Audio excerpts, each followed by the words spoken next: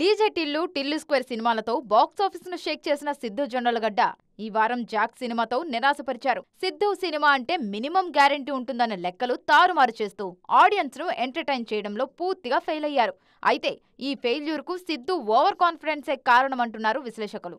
గత సక్సెస్ లో కథాబలమన్నది పట్టించుకోకుండా కేవలం తన బ్రాండే అన్న అపోహతో ఇలాంటి తప్పులు చేస్తున్నారన్నది ఇండస్ట్రీ టాక్. టాలెంటెడ్ హీరోగా పేరు తెచ్చుకున్న విశ్వక్సేన్ కూడా ఇలాంటి పొరపాట్లు చేస్తున్నారు.